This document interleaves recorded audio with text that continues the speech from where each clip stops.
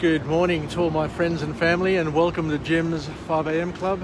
It's another delightful summer's day here in Sydney, and the ferries are on the move. A little bit of cloud cover, but it's not too bad. The sun's trying to burn off that cloud, so we'll see how we go. But the tide is nice and full.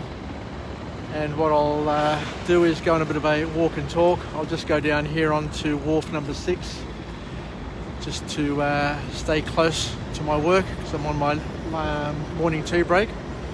And we'll do a book summary today. And the book that I'll go through is an interesting book entitled Your Brain at Work. And it's by an author named David Rock. David Rock. And we'll just go through and just understand how the brain works and how to get the best out of our brains to give us some opportunity to become a little bit more productive and relieve some stress. So the author kicks off with a bit of a quote in this book, and the quote is as follows: "We all often think about what's easy to think about rather than what is right to think about." So he's talking about thinking and how thinking is key to our productivity. But he goes on to say here that what is going on in your brain is key, and how to get the most out of what's going on in your brain, because he said that thinking is exhausting. Thinking uses up a lot of our energy. So the call to action is to have a think about what you're thinking about and make sure that you're not exhausting yourself by thinking about things which are not going to be productive.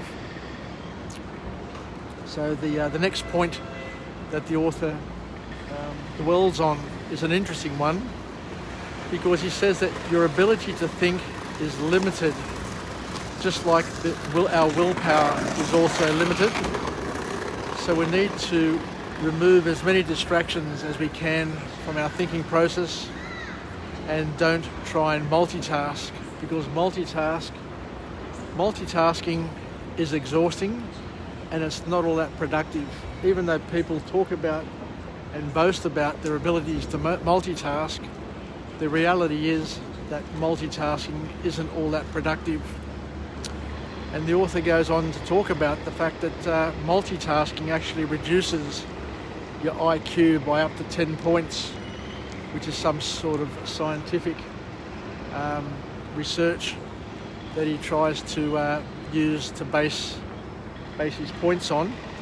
And he goes on to talk about then the importance of doing two things: that we need to prioritise our tasks rather than trying to do everything at once or to multitask and to juggle, to try and prioritise our tasks and just focus on one thing at a time. And another interesting point, which I really like, which I find really interesting and powerful, is that the author talks about here is that it's important to prioritise tasks, but once you've prioritised your tasks, then the next important thing to do is to turn most of those important tasks into habits.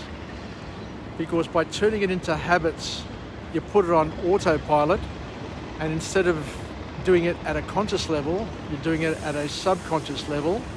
And once you're doing it in autopilot or at a subconscious level, then what you're doing is you're conserving energy, because you're not burning up conscious energy to do it.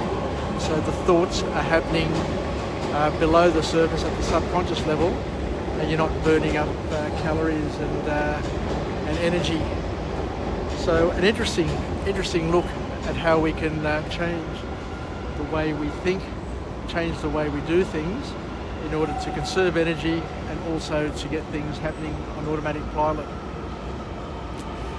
And the next point which comes out of this book is another cracker.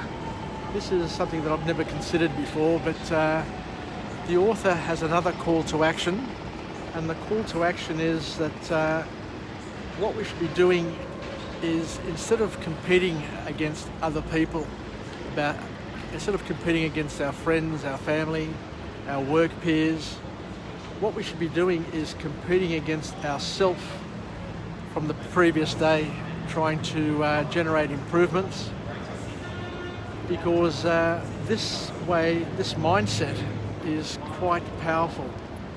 Because what it does is, the reason why we compete against other people, the author tries to talk about, is that the reason why we compete is to increase our status. And there's a lot of benefits which come from increased status in terms of making you feel good and all the other trappings of office and status. But what the author talks about is that what's better, what's more powerful than trying to improve your status compared to other people is to try and benchmark yourself and baseline yourself against yourself, and to use yourself, your previous self, as the baseline to which you compare yourself to, and use that as a target to try and improve, and base your own status as a progression of your previous status. So rather than competing against other people and mindlessly just trying to keep up with the Joneses, why don't you then change the way you think, and instead of keeping up with the Joneses, why don't you try and keep up and excel and outdo the Paniarises, the James Paniarises in my case, or whatever your name is. So compete against yourself, because what happens is, with enhanced status, when you improve your status, the chemicals in our body are triggered. So we get the pleasure hormones of dopamine and serotonin, which increase, and with them increasing, then you've got the stress hormones of cortisol decreasing, according to this author. So you've got a chemical sort of reaction which happens in your body, but what that chemical reaction does through your improved status, and once again, let me remind you, that improved status is where we're comparing our previous self to ourself. So we're just competing against ourselves to try and improve ourselves so that we're better today than what we were compared to our yesterday. And by doing that, we get a chemical boost, a chemical bonus, which increases our pleasure hormones and decreases our stress hormones. And what this also does is it frees us up. Instead of being tied up trying to compare ourselves to our sibling or to our uncle or to our work peer or to our friends and family or to some celebrity, because you're comparing yourself to yourself, then those improvements in those hormones that you have released into your bloodstream will help you think better, and your neurons will connect faster, and you'll have less time. You'll need less time to process information. So you'll have all these spectacular benefits, and they will arise because you've chosen to compare yourself to yourself as opposed to comparing yourself to other people, which is a bit of a mindless and a deadening task. So just reiterating this point, because it's a powerful point and one of the key points from this book. Rather than compare yourself to others, why not compare and benchmark yourself against yourself and gain the benefits of improved status and all the other trappings of that office. So the bottom line is that we need to try and incrementally improve ourselves based on our, comparing ourselves to ourselves. And what that does is it leads to improved hormones, it improves our happiness, and we're able to learn more things and do it faster. There you go. what a powerful lesson that is. And the third lesson from this book, moving on, is instead of giving direct feedback to others in order to help others, what we're better off doing is using the Socratic method and using questions and guiding them and suggesting to them so that they can find a solution themselves. Because we know this ourselves. We've learnt this time and time again. You know, as young as being 7 years of age, we've all known this, that it's only when we discover a solution or an insight ourselves do we truly understand it and can implement it without hesitation. So it's all about self-learning, self-discovery, because the author gives a statistic. I don't know how valid the statistic is, but it's probably got some scientific basis to it. But I'll throw it out there anyway because it helps put things into perspective. The author says that giving advice, and I believe this, and I really, really believe this, but I'll let you make up your own mind about this. The author says that giving advice only helps 8% of the time. So giving advice to people doesn't really help people, because people want to come up with their own solutions, especially males. And I'm sure that females are the same as well. So the author then calls us to action that what we should be doing is spending more time and more effort trying to guide people to their own insights rather than telling them what to do or giving that dreaded advice which people just feel awkward about and uncomfortable about. So ask questions of the people around you and help them to elevate their status. And the status that we're trying to elevate is how they compare themselves to their yesterday, their previous status, helping them see themselves as they were, and helping them appreciate, welcome, and embrace their new self. Because it's only through insight, it's only through working through a problem and working out the solution ourselves. And this is important for parents, for partners, for everybody. We reduce anxiety and we reduce stress and we foster a positive attitude and make us and them feel great and feel in control.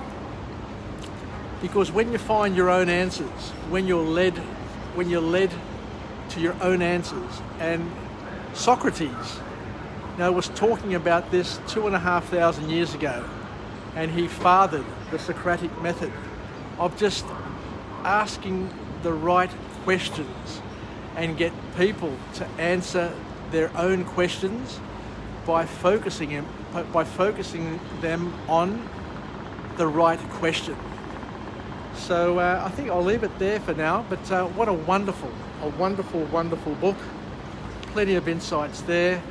The book, Your Brain at Work by David Rock. And let's finish off with a positive affirmation. I'm alive, I'm well, I feel absolutely great. To my friends and family, stay connected, stay relevant, and stay reasonable, and most importantly, let's use our brains. Let's try and not multitask and learn how to prioritize our tasks and turn things to automatic pilot where we can, and to use the power of questioning and thinking to help us compare ourselves to our previous selves, to benchmark and baseline ourselves to ourselves, and not to waste our time trying to benchmark ourselves to a mythical other person who we think that they are. And a lot of it is, using trickery. A lot of people through social media give an image or an impression that they are a lot different, a lot better than who they actually are. And sometimes trying to benchmark yourself and keep up with the Joneses, the social media Joneses, is a flogging to nothing, because you're never going to find out who they really are, and you're going to be wasting a lot of energy and a lot of time trying to match them. Whereas the best thing to do, as the author says, is to benchmark yourself against yourself, elevate your status, your personal status, comparing yourself to yourself, and with that you'll get the benefits of the serotonin, the dopamine, the reduction of the cortisol, and you'll feel a lot better in your life. And the last point, once again, in summary, is avoid giving advice to anybody. You're better off helping them see and find that solution through good quality questioning. And that's about it. So thank you very much. Yassas, Filaki. We'll chat again tomorrow from a different location with a different message. And let's get through this morning, let's get through this day. And most importantly of all, let's learn, let's live, learn and pass it on, and look at life through a brighter lens, and make the most of our every single day. Yassas, take care, and we'll chat again.